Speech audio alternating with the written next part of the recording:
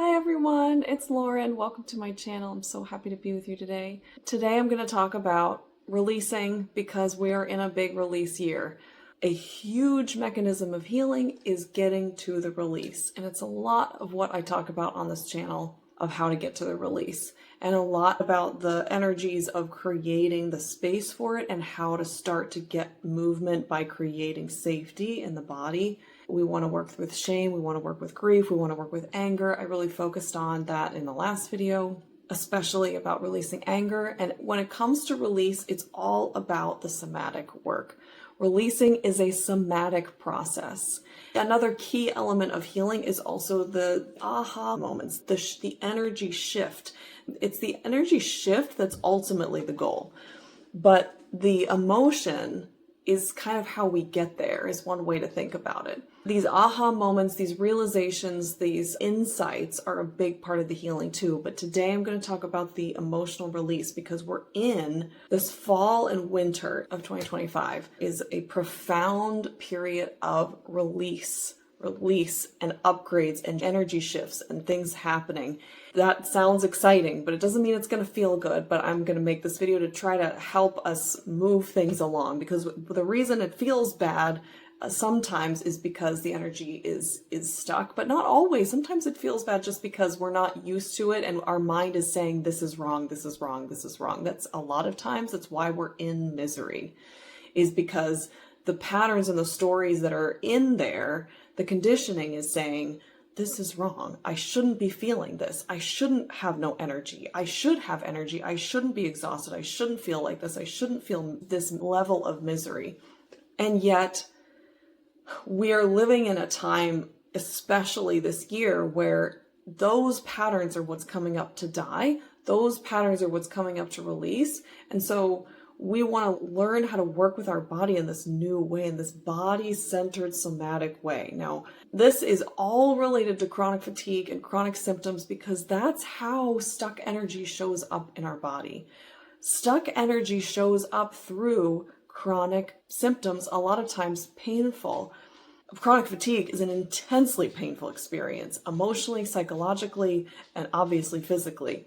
On this channel, I really talk about any chronic symptom, anything physical. There are so many physical things that are showing up now that are not purely physical, that we are trained and programmed and conditioned to say, oh my God, this means something's wrong. I need to get a supplement. I need to go to a doctor. I need to get a diagnosis. I need to get tests done to figure out what's wrong. What do I need to fix in my body? And more with greater and greater frequency, what's happening is the things that are showing up in our body are actually energetic based. They're actually emotionally based. Their source is in the emotion. It's a big energetic wave that wants to come through. But a lot of times when it shows up in the physical form, it's like a bunch of energy. I keep wanting to use the word stuck and clogged, but I keep hesitating because it's more like the energy has been stuck there, but you're getting a physical ailment because it's wanting to move. It's trying to move, and it just doesn't know how. We've got all these defenses that are coming in and keeping it at bay. It's saying it's not safe. So it's either our protectors coming in, or it's our nervous system saying it's not safe and clenching. So that's why nervous system work is so crucial in this time. And that's why working with our parts is so crucial, especially when we have chronic illness or chronic fatigue. And then that's why the emotional release piece is so, so huge. So everybody's at a different place on their journey with this. If you're on this channel, you're somewhere on the journey. You're somewhere on the journey of, I have these physical ailments and I think they're related to energetics. I think they're related to emotions. I want to learn how to move this emotion that's showing up as stuck energy as a physical ailment. Today, I'm talking about the part of the process, which is not the beginning. The beginning is more working with the nervous system. And the beginning is I need to figure out all the ways to create safety in my body so that energy can start to move. A really huge piece of that is removing shame. So first, doing really direct nervous system work. My favorite tool is havening. I have a video on my channel on havening techniques, transpirational havening in particular, because it helps send that message of love to the body so that it can start to move. But it's not enough. It's a tool. It's a tool. It's my favorite tool. I love it so much. It helps embed self-love in the body without using the mind or without trying to like force it with the mind. It's going through the body's language, which is through the body, through the skin, through touch. And there are so many nervous system tools that we can use. That's a huge piece of creating safety. Then we also need to create emotional safety in the body, which means a lot of shame work, a lot of de-shame work, I want to call it. A lot of de-shaming that we're doing. De-shaming is huge, huge, huge, huge. So that's a big part of creating safety. So once we have safety, or enough safety, we're never going to have all complete safety until we release all the emotion. Releasing the emotion is the ultimate nervous system regulating tool, because the nervous system gets really dysregulated when there is an emotion that needs to come through and isn't coming through. And once we can move it, once we can vibrate our body, vibrate that emotion out of us, which is a good way of thinking about it, because every emotion is a vibration and we want to match that like a tuning fork with our body to let it move. So once we can do that, the nervous system calm is really profound. To me, relative to all nervous system tools that I've ever tried, emotional release, you just can't beat it. So again, we don't have to have complete safety in our body. That's not going to happen, and it's not about that. It's about having resilience in the system so that we can get activated and then come back to safety and make that a very pliable, flowing system. That is the goal. The goal is not, I want to be in parasympathetic all the time. That's not the goal. We want resiliency. We want ups and downs. It's just like heart rate variability. The sign of health is to have a lot of lability, a lot of variability. And that's the same with our nervous system, that we want lability. We want to be able to go into different states and activated states and calm states very quickly and easily and just be able to flow. And when we have chronic fatigue or chronic illness, the nervous system is locked up. And we start with nervous system work, then we do a lot of de-shaming, and that can involve a lot of psychological work. Then we get into the release. In my personal experience, there's a huge chunk of healing. And when I say healing, it's getting in right relationship with ourselves and our emotions. So in the process of healing and getting into that right relationship, there are all these moments. This is probably the most ubiquitous moment for me. It has been, and for me in my journey. It's like, oh, like I feel there's something here and it doesn't want to move. It can go hours, days, weeks, months, depending on where I have been on this journey and what emotion it is and how my nervous system is responding. There's so many factors that go into how long we can be in that like emotionally constipated state where it's like, I know there's some emotion, but my body's like, no, it's too locked up. It doesn't want to move. That in those moments are moments when we have to just focus on the nervous system and just like trust that that's going to come later, that the release is going to happen in divine timing. Release is going to happen when it wants to happen. The tears are going to come. The screams are going to come. The shakes are going to come. Whatever the release is going to look like, that's going to come in time. If you feel like I have an emotion and I feel like crap and I need to move it and I can't move it, and you try different somatic practices, like just try screaming or try moaning and groaning,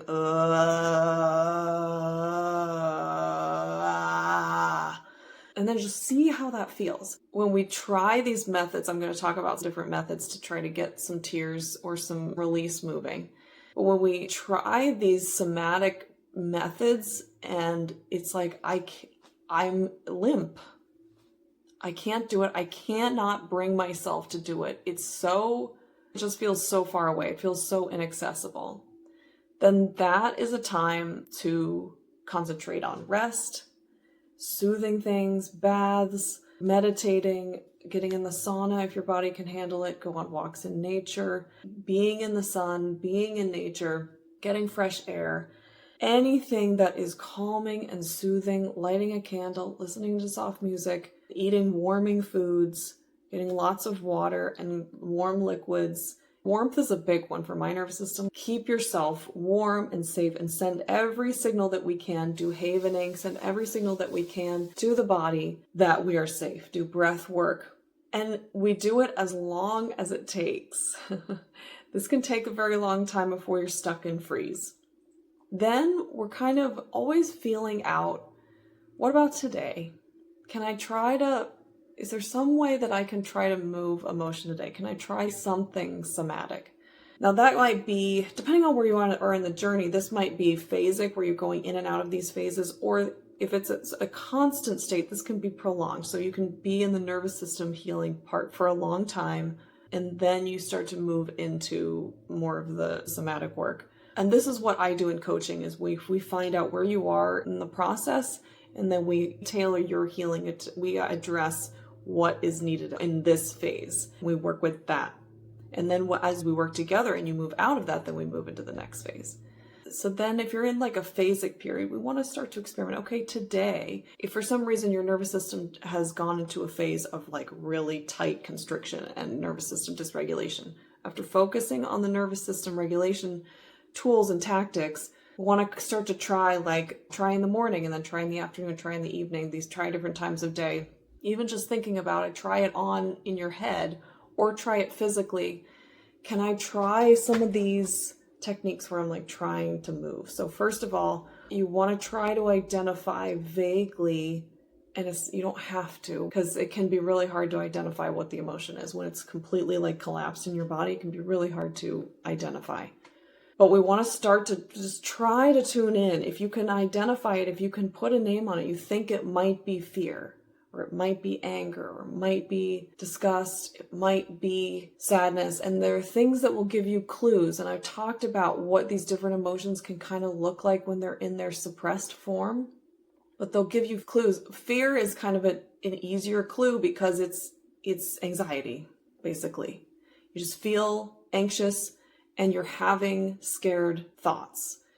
Things keep popping into your head, like, what if this happens? Or intrusive images of bad things happening, like doom kind of thoughts.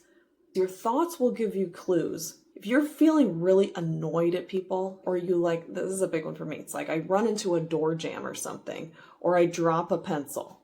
It's like, that's a normal thing. Or I spill something. It's a normal everyday thing. If my nervous system is in a good state, I will run into a door jam and laugh at myself. I was having an unconscious moment. But if anger is nearby and frustration, I will feel so angry when I run into that door. It's like, you fucking, and I will want to curse, and I've got to hold it in if someone's around. That's a clue that anger's underneath. If you just feel like you have depressing thoughts, you feel this hanging energy where you feel like your face is sort of drooping all the time, that can be sadness. If you feel like your stomach is turning easily around food or people, you're seeing things that gross you out, disgust can be present. So we want to look for little clues of what's present. So then when you get a clue, even if you don't have a clue, you can just start to try these things out.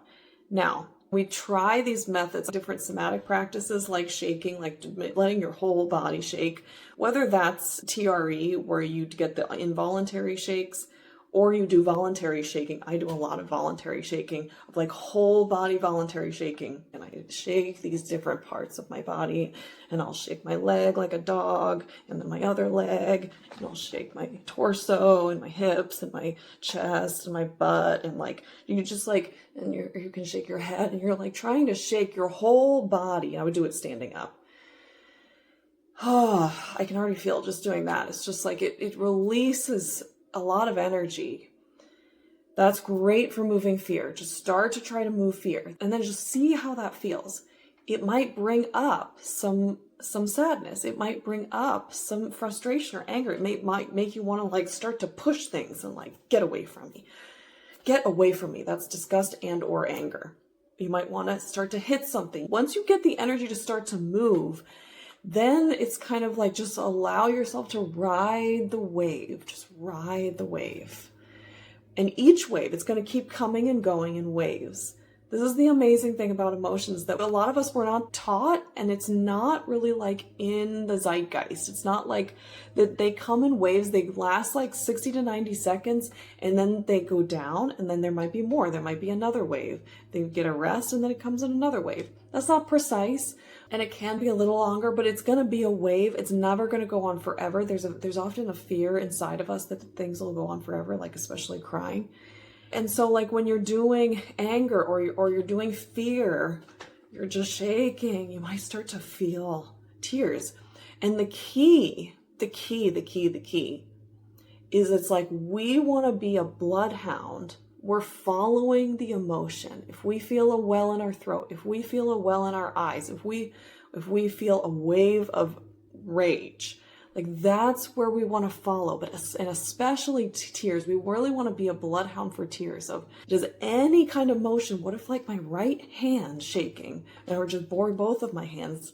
Or sometimes like if I do a shake that's kind of like a little girl, like and make no noise with it, and like a little girl that's kind of having like a little like overwhelmed tantrum, not tantrum, but like an overwhelming, wants to cry, that will often bring a wave of tears. It's like, then keep doing it. Just keep doing it. Keep doing it, keep doing it, keep doing it, because you want to get the tears. We're going after the tears. We're sniffing out the tears. And then when we find something that seems like a wave, because a lot of us are trained, when we feel the tears, it's like something goes, nope, suck it in, suck it back up. Or no, I don't want to feel that. Or like there's something that comes in, and what we're trying to rewire our brain to be like is, oh, tears.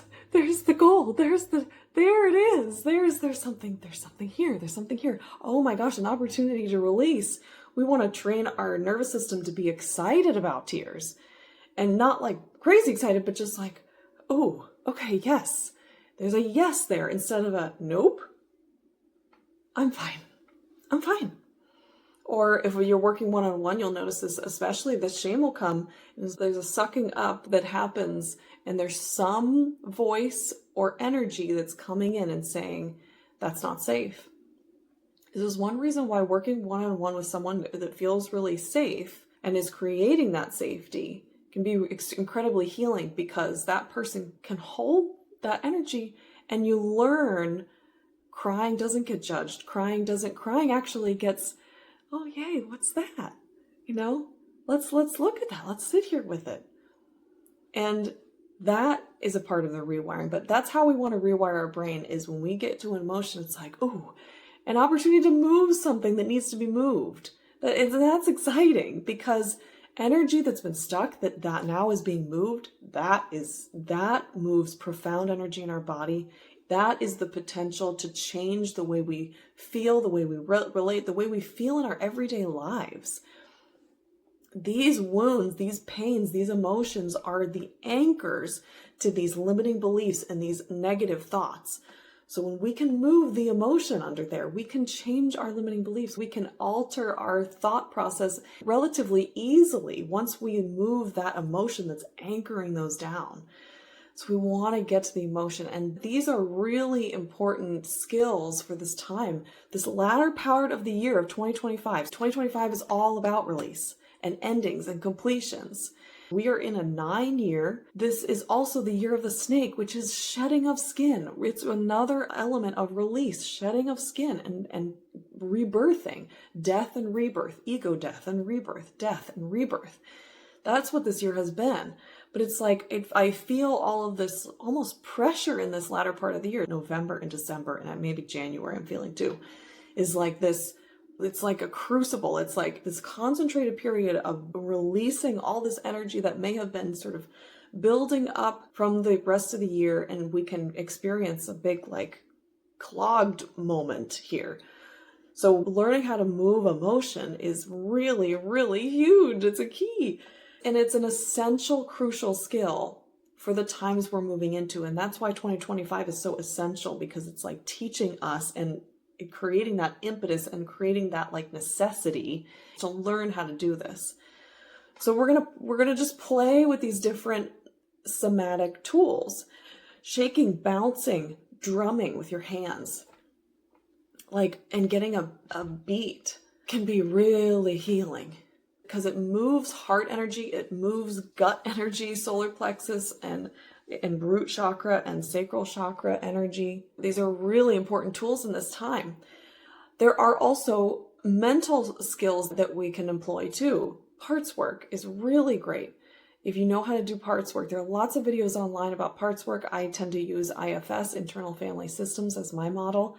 There's inner child work, which I've talked a lot about on this channel. There are also just short little practices that we can use. The Ho'oponopono prayer, which is 4 statements that we just say one after another. It's about self-forgiveness or relational forgiveness.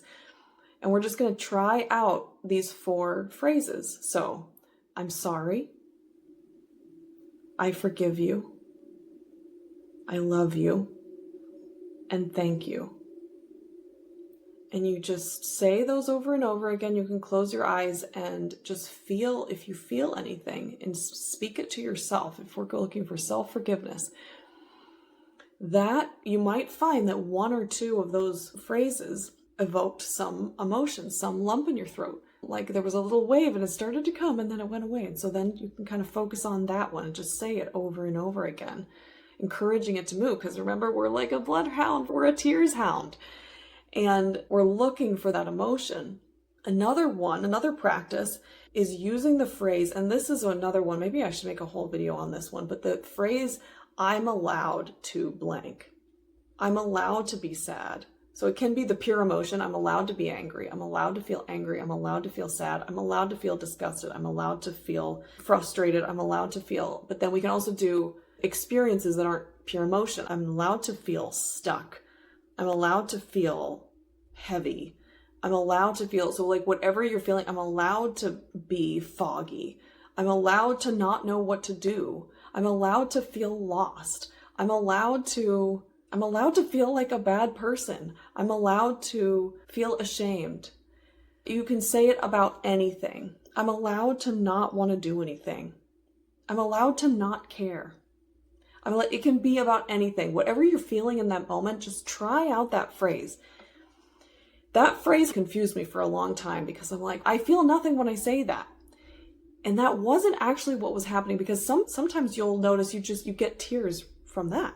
Like you get tears from saying that. Or another emotion might come up but just by saying that alone. But that never happened to me. And so I was like, this doesn't work. This doesn't work. It just feels like I'm trying to fool myself. I just feel annoyed and frustrated. Well, that was the key. And I felt shame too. I'm like, so nothing works for me. It doesn't work for me. That's the thing. The thing with this phrase of I'm allowed to blank, it's not supposed to be now I'm allowed. Now I feel allowed in my body. I feel allowed to feel sad. Now the tears just come out and easily and flow and just keep flowing. That's not the point. We're actually trying to evoke whatever programming and conditioning is in our body, whatever part is in our body. And so it's like, I'm allowed to feel sad. I'm allowed to feel stuck. And then there was a voice that's like, no, you're not. Who do you think you are?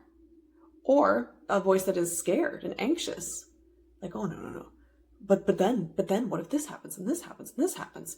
That's like an anxious voice. Whatever the response is the key, because then we can follow that, because there's an emotion there and you can kind of try to tune into what's the emotion in that. Obviously, the first one was like frustrated and anger. The second one was anxious and fear. So then we start to follow that. And then that can help us identify like what emotions underneath. Then you can do parts work with that. You can do it in your child. You can try to move it somatically. So my intention is to give you an overview of some, like, to me, tried and true methods of evoking emotions that'll just like start to poke in there. And if you need help, if you need support and help, I'm here. You can book one-on-one sessions with me. You can book a 30-minute free one on my website and then paid ones after that. It's laurenvorhees.com. There's a link in the description down below if you want support, but we can do these on our own too. We are tear hounds. I like that term. It's like, let's be tears hounds. We're looking for the tears because the tears are often at the root of all the other emotions, but we can't always skip to that. We got to go through all the other emotions with the disgust, the shame, the disgust, the anger, the fear to get to the tears. And fear can be released through tears too. It's just a different kind of cry. So I hope this is helpful, because this is a ripe time to move emotion. And that doesn't mean if emotion doesn't move for you, that's okay too. Whatever's happening for you is perfect for your time and your process. But for some of us, it's going to be a really important time for release or just any kind of energetic movement. We're looking for the release, and whatever that looks like. A release can be an aha moment, a realization, a questioning of beliefs. and a shifting of beliefs. But a lot of times that happens when we actually get to the emotion and move the emotion. So I hope this is helpful to try to get some movement in the body, and let me know if there's something in particular that would be helpful to show you or talk about, and I'd love to do that, because this is like ripe energy for a lot of healing and recalibrating of our relationship with ourselves and our emotion, and learning how to do that. It is a process. Boy, oh boy, oh boy, is it a process. But it is so worth it. It is like the most worth it thing I have ever experienced. And it's going to become more and more crucial that we do this now, that we're learning how to do this now. And because it is a learning process, and there are a lot of moments of stuckness, and I can't, and like it won't move. Again, that brings us back to nervous system work, and then using these other tools. There are lots of other tools, but I wanted to give you some of my favorites, the ones that I really find incredibly useful. I hope you're doing well. I'm wishing you all the best. I'm sending lots of love, and I will look forward to talking to you on the next video. Take good care. Bye.